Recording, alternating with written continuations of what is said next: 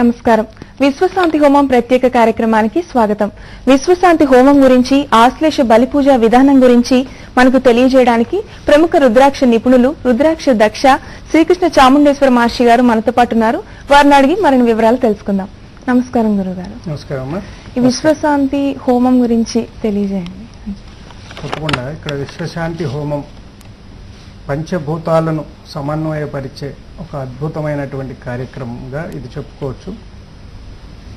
అలాగే దీంట్లో పాల్గొనే వారందరూ భాగస్వాములు అవ్వటం అంటే దీంట్లో పాల్గొన్న ప్రతి ఒక్కరికి కూడా దాని యొక్క ఫలితాలు, దాని యొక్క ఫలాలు అందే విధంగా ఈ కార్యక్రమం రూపొందించడం జరిగింది. నిత్యం అనేక సమస్యలతో బాధపడుతూ కుటుంబ వ్యవస్థలో కానివ్వండి, లేకపోతే ఆర్థిక వ్యవస్థ కానివ్వండి, లేకపోతే సామాజిక వ్యవస్థలో వారు ఉన్నటువంటి పరపతులు, అలాగే కీర్తి ప్రతిష్టలు, అలాగే అవమానాలు, వీటిల్లో ఏదైతే లోటైపోయి ఇబ్బందికరమైన పరిస్థితుల్లో వారు ఉన్నారో అలాంటి వాటన్నిటిని కూడా సరిచేయగల శక్తివంతమైనటువంటి పరిహారంగా చెప్పుకోవచ్చు. దీంట్లో అనేక పరిహారాలు ఉన్నాయి. చాలా అద్భుతంగా చేయడానికి మేము ప్రయత్నాలు చేస్తున్నాము. అలాగే అనేక దివ్య మూలికలతో హోమాలు, అలాగే అనేక అద్భుతమైనటువంటి సంకల్పాలతో ఈ కార్యక్రమం సాగుతుంది. దాదాపుగా ఈ గంగా జలాలను కలిపిన దగ్గర నుండే చాలా వరకు వాతావరణంలో మార్పులు రావటం, అంటే మా వరకు మేము సాటిస్ఫై అవుతాం. అంటే ఎవరికి ఏ విధంగా ఉండాలో, కొంతమందికి ఈ వర్షం వల్ల నష్టం రావచ్చు, అలాగే కొంతమందికి మాత్రమే లాభం రావచ్చు, కొంతమంది ఇబ్బందులు పడవచ్చు. ఒక వ్యక్తి కద్దరు షర్ట్ వేసుకుని బయటికి రాగానే వర్షం పడితే అరే వర్షం పడింది అనుకుంటాడు. కానీ పొలంలో మొక్కలు నాటి విత్తనాలు నాటిన వ్యక్తి వర్షం ఎప్పుడు పడుతుందా అని ఎదురు చూస్తుంటాడు. ఇలా సర్వధర్మాలను కూడా సమన్వయపరుస్తూ ఎన్నో మాటలు పడుతూ ఉంటుంది పంచభూతాలు ప్రతిదీ కూడా.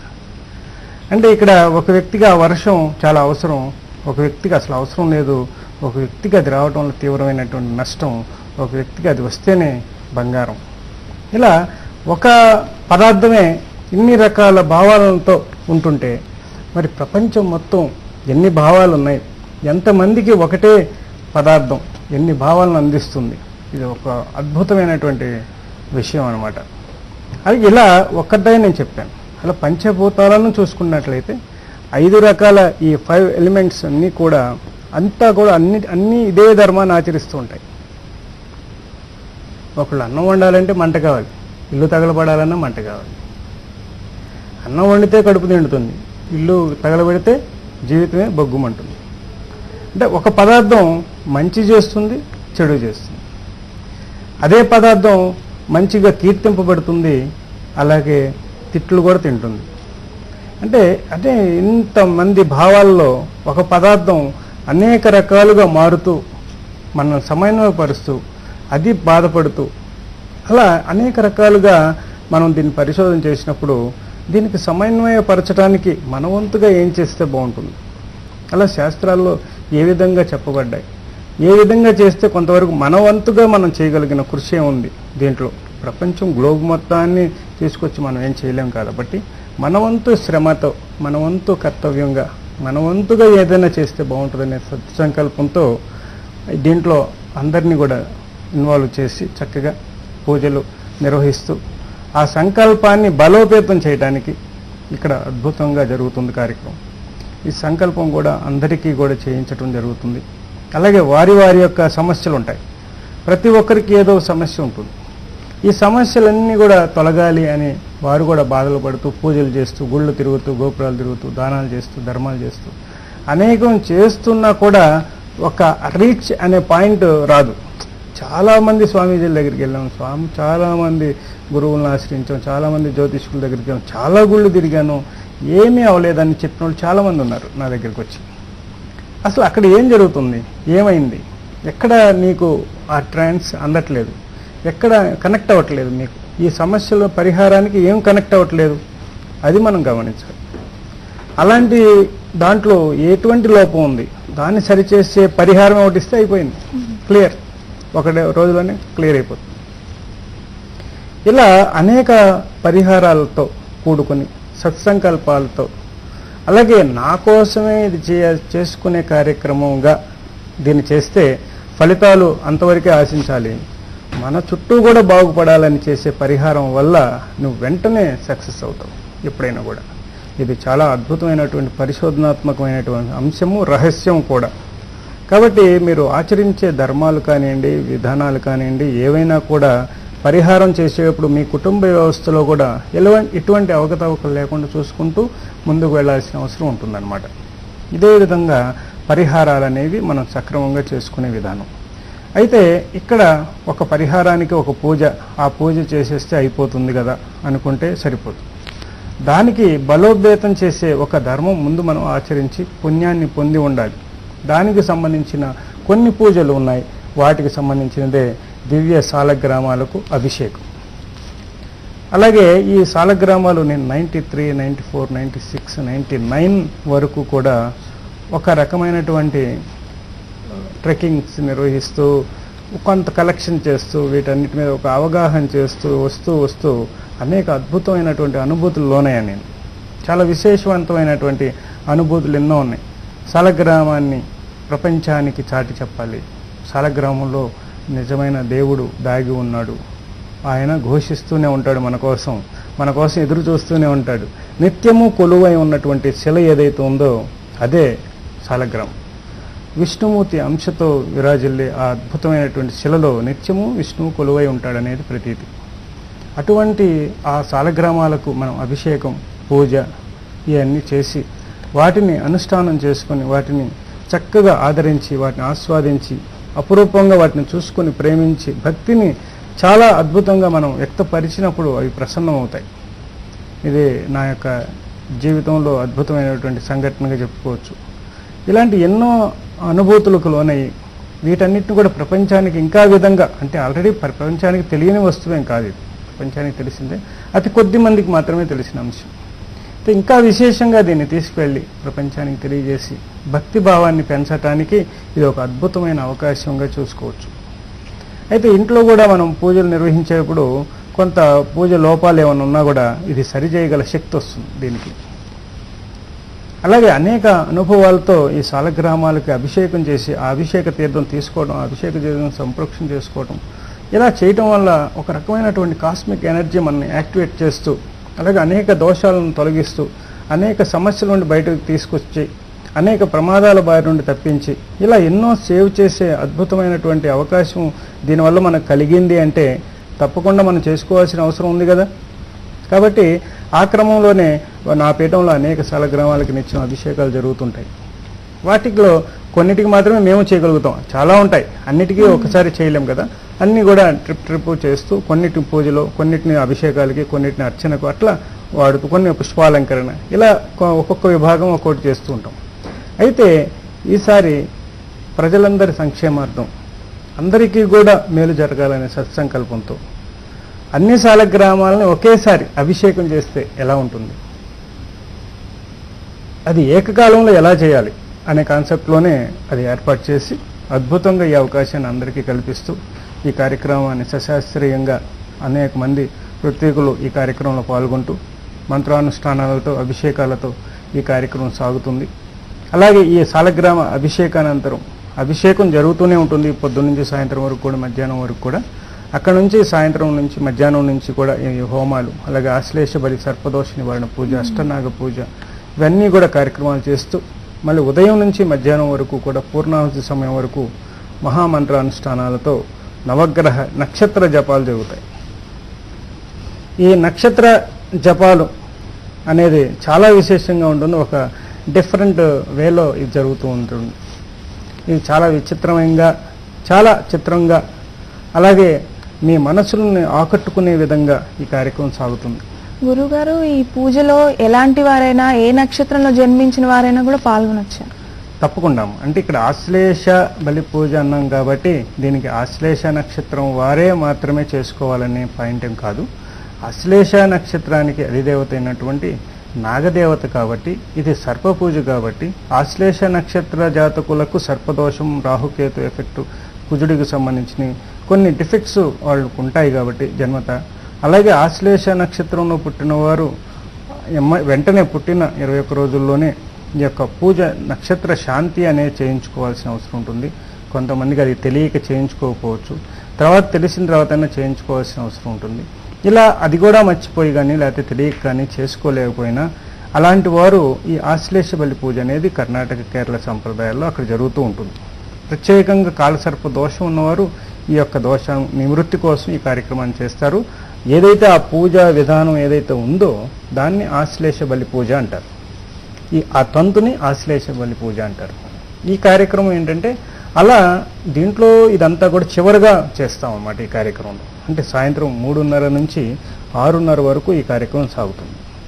అక్కడ నుంచి అన్నప్రసాద వినియోగం ఉంటుంది. భక్తులందరికీ ప్రసాదాలతో తీసుకువెళ్ళటం జరుగుతుంది. ఈ పూజకి ఏమైనా పూజా సామాగ్రి లాంటివి తీసుకొని రావాలండి? ఇక్కడ ఎవరు ఏమి తీసుకురావాల్సిన అవసరం లేదమ్మా. అన్నీ మేమే ఏర్పాటు చేస్తున్నాము.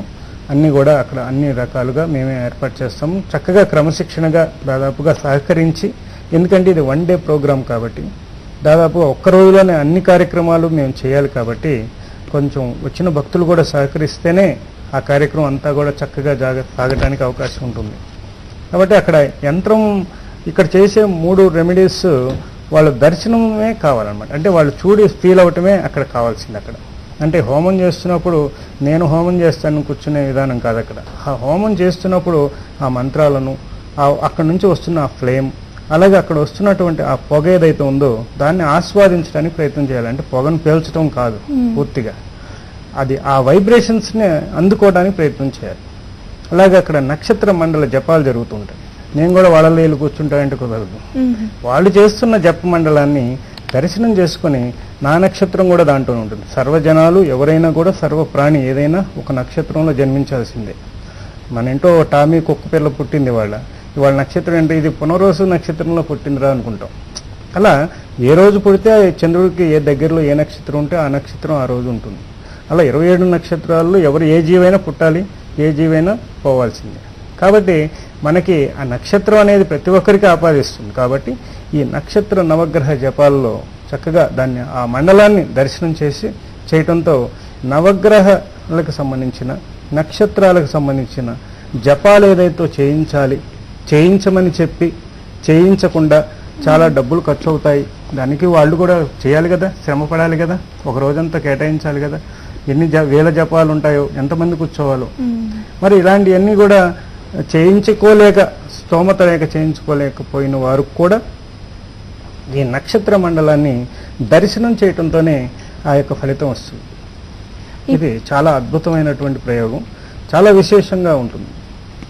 ఈ పూజలో పాల్గొనడానికి వయోపరిమితి ఏమైనా ఉందా గురుగారు? ఏ వయసు వారైనా పాల్గొనొచ్చు? అదేనమ్మా, ఇందాక నేను చెప్పాను, చిన్నపిల్లలు పుట్టిన దగ్గర నుండి కూడా నక్షత్రంలో ఏదైనా దోషం ఉన్నప్పుడు వాళ్ళకి నక్షత్ర శాంతి ఎలా చేయాలో అలాగే ప్రతి ఒక్కరికి కూడా ఏదో ఒక నక్షత్రంలో పుట్టిన వారికి ఏదో ఒక నక్షత్రం ఉంది. అంటే కొన్ని శుభగ్రహాలు, కొన్ని అశుభగ్రహాలు, అలాగే కొన్ని శుభ నక్షత్రాలు, కొన్ని అశుభ నక్షత్రాలు ఉంటాయి.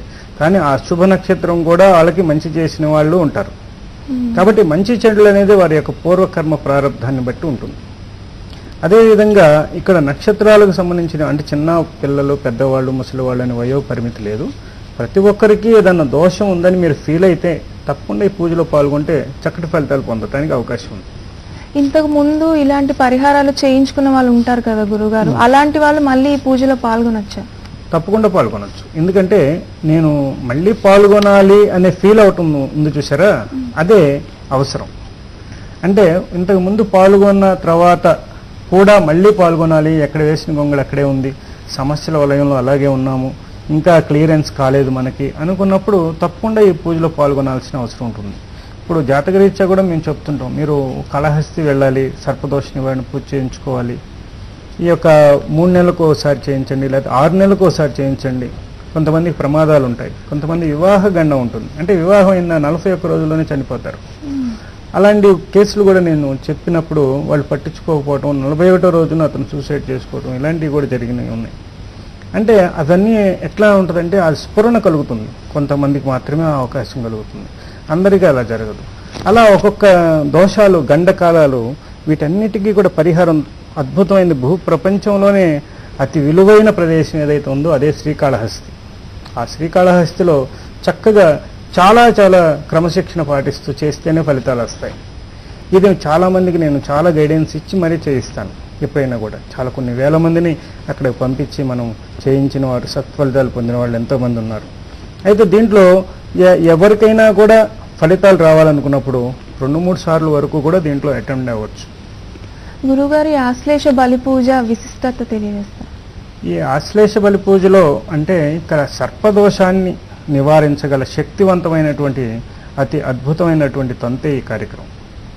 అయితే ఈ యొక్క పూజ నివారణకు అనేక విధాలుగా మనం పూర్వం చేసిన ఫలితాలు రాకపోవటం, అలాగే ఇంకా తరచూ కలలు రావటం, చాలామందికి సర్పాలు కలల్లో రావటం, బొస్సు కొట్టినట్టు పెద్ద పెద్ద పాములు వచ్చి బొస్సు కొట్టినట్టుగా ఇలా చాలామంది ఫోన్లు వస్తున్నాయి, చేస్తున్నారు. గురుగారు మాకు పెద్ద పాములు వస్తున్నాయి, కాటేసినట్టు వస్తున్నాయి, అలాగే తలుపులు ఇంట్లో అంత పాములు ఉన్నాయి, ఇలా అనేక రకాల వాళ్ళు సైకలాజికల్గా కూడా సమస్యలు ఉంటాయి. అలాగే క్రితం ఏదైనా పాముని చూసిన భ్రాంతి, అలాగే పాములు అనే భయం, అలాగే వేరే సబ్జెక్టులోకి ఇన్వాల్వ్ అయ్యి దాన్ని చూసి అలా కూడా కలలు రావచ్చు కొన్ని. అదే పదే అది రిపీట్ చేస్తూ ఉంటుంది. ఇలా కొంతమంది ఉంటారు. అలాగే నిజంగానే సర్పదోషం వల్ల బాధపడే వాళ్ళు ఉంటారు. కొంతమంది కొద్ది దాన్ని టేక్ ఇట్ ఈజీగా తీసుకోవచ్చు కొంతమందికి, కదా అంతమందికి అలా తీసుకోవడానికి అవకాశం ఉండదు. అయితే దీంట్లో దోషం ఉంది అని గుర్తించడానికి మీరే దానికి అవకాశం ఉంటుంది, మీకే అవకాశం ఉంటుంది. ఎందుకంటే ఈ దోషం నాకు ఉంది అనే మనస్ఫూర్తిగా మీకు అనిపిస్తేనే అది దోషం ఉన్నట్టుగా మనం భావించాలి. అలాగే దాని జరిగే సంఘటనలు ఉన్నాయి. అలా నేను కొంతమందిని కూడా గమనించడం జరిగింది. వాళ్ళకి ఒక మిలిటరీ అధికారి, ఆయనకి పాము ఒకటి చిన్న పాము, అది నాగుపాము, ఇంత పామే, దేవతా పాము, అది అటాక్ చేస్తే వాళ్ళు మిలిటరీ ఆఫీసర్స్ అక్కడ ఉన్న చోట చంపేయటం జరిగింది. తర్వాత ఆయన ఊరికి వచ్చేసినప్పుడు అలాంటి పామే ఆయన అటాక్ చేసిందని చెప్పారు. ఇంటికి తలుపు తీయగానే టక్మని పడి ఇలా బొస్సు కొట్టింది అని చెప్పడం జరిగింది. తర్వాత దాన్ని కూడా చంపేయడం జరిగింది. తర్వాత అక్కడ నుంచి వాళ్ళకి ఎక్కడో పాము అటాక్ అవ్వటం, ఎదురవటం, ఇలా జరుగుతూ వస్తూ ఉంది. ఆయనకి ఒక అధికారి అంటే ఒక సెన్స్ ఏదో భ్రాంతితో చెప్పి ఎడ్యుకేటెడ్ కాకుండా ఏదో చెప్పాడు, ఏదో విన్నాము అని కాకుండా ఒక పూర్తి స్పృహలో ఉన్న వ్యక్తే ఇలా చెప్పటం, ఇలాంటి అనేక మంది చెప్పారు. అంటే అది నిజమైన పాయింటే అని నేను చెప్తాను, ఎందుకంటే నాకు కూడా చాలా అనుభవాలు ఉన్నాయి వాటితో. అయితే నాకు పాములు నేను చేయలేదు అనేది మటుకు చెప్పగలను.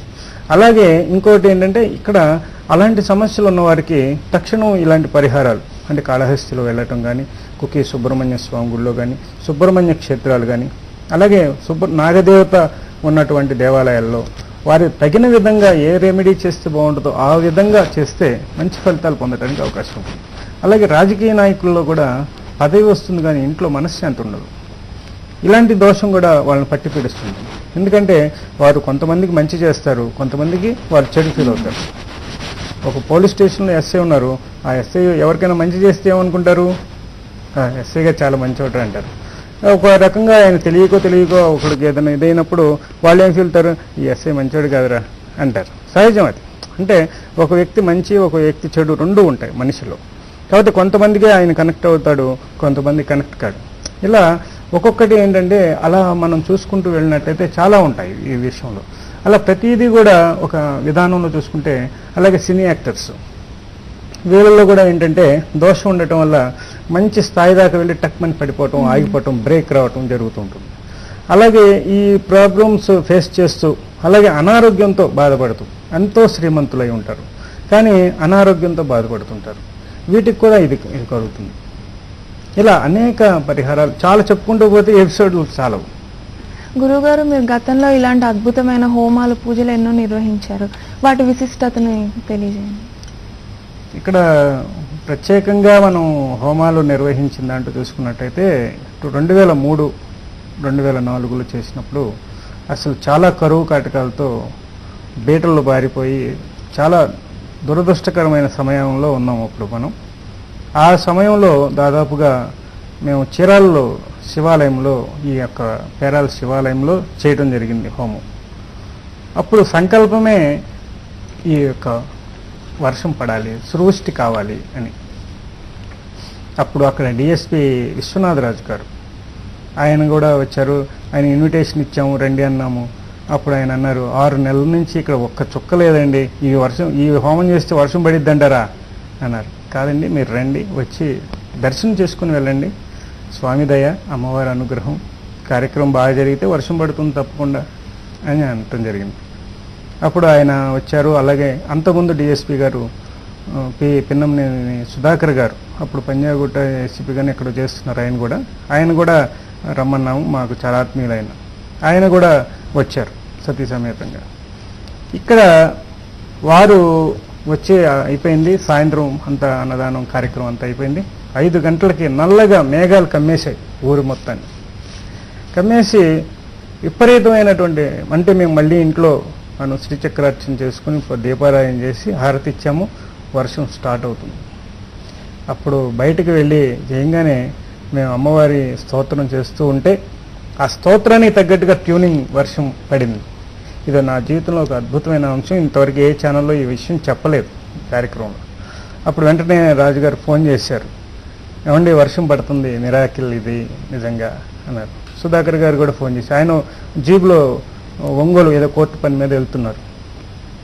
అక్కడికి వెళ్తూ ఆయన కూడా చెప్పారు, ఇక్కడ కూడా వర్షం పడుతుందండి. ఈ ప్రోగ్రాంలో అటెండ్ అయిన వాళ్ళ ఎవరైతే అటెండ్ అయ్యారో వారు ఉన్న ప్రదేశాలన్నింటిలో కూడా వర్షాలు పడ్డాయి. ఇది చాలా విచిత్రం. వాళ్ళు వెళ్ళిపోయిన వారు అక్కడ కూడా వర్షాలు పడటం అనేది గమనించాం. ఇలా ఒక సంకల్పం దృఢంగా చేస్తే తప్పకుండా మనకు పంచభూతాలు వశం అవుతాయి. అలాగే వశం అవటం అనేది అవి ఆనందంతో వశం అవుతాయి. అలా అనేక ప్రసన్నాలు జరిగాయి. అలాగే పుష్యార్క హోమం అని మేము 2010లో చేసాం. విపరీతమైన వర్షం, యాగశాల కూడా పైకప్పులు లెగిసిపోయే పరిస్థితి, కారిపోతుంది. అలాంటి టైంలో కూడా టైం ఉందమ్మా, టైం ఉందా లేదా మనకి? ఓకే, ఇలా చెప్పుకుంటూ పోతే చాలా చాలా ఉన్నాయి. నెక్స్ట్ ఎపిసోడ్లో దాని గురించి మళ్ళీ తెలియజేద్దాం. మంచి శుభం. గురుగారు, ఈ పూజలో పాల్గొనాలనుకునే వాళ్ళు మిమ్మల్ని ఎప్పటి వరకు సంప్రదించవచ్చు? ఇంకా టైము దాదాపుగా అయిపోయిందని చెప్పుకోవచ్చు.